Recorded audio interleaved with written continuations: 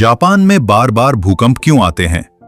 जानिए इसके पीछे का वैज्ञानिक कारण। जापान दुनिया के उन देशों में शामिल है जहां सबसे अधिक भूकंप आते हैं।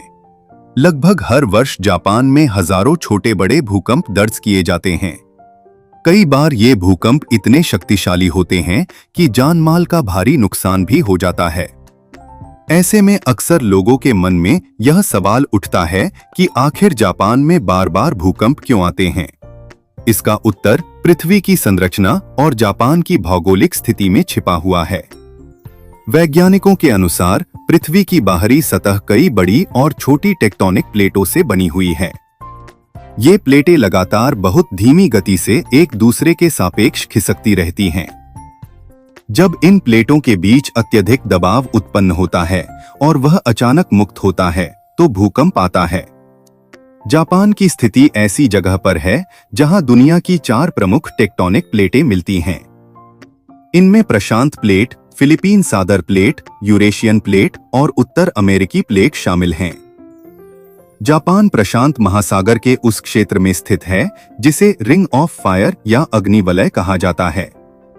यह क्षेत्र पृथ्वी का सबसे अधिक भूकंप और ज्वालामुखी गतिविधियों वाला क्षेत्र माना जाता है। दुनिया के लगभग 75% सक्रिय ज्वालामुखी और लगभग 90% बड़े भूकंप इसी क्षेत्र में आते हैं। इसलिए जापान प्राकृतिक रूप से भूकंप के उच्च जोखिम वाले क्षेत्रों में शामिल है। जब प्रशांत प्लेट और अन्य प्लेटें एक दूसरे के नीचे धंसती हैं या आपस में टकराती हैं, तब पृथ्वी की सतह के नीचे भारी मात्रा में ऊर्जा जमा हो जाती है। यह ऊर्जा जब अचानक बाहर निकलती है तो भूकंप उत्पन्न होता है। यही कारण है कि जापान में छोटे और बड़े भूकंप लगातार आते रहते हैं। हालांकि जापान ने इस प्राकृतिक चुनौती का सामना करने के लिए अत्याधुनिक तकनीकों का विकास किया है। जापान की भूकंप चेतावनी प्रणाली दुनिया की सबसे उन्नत प्रणालियों में से एक मानी जाती है।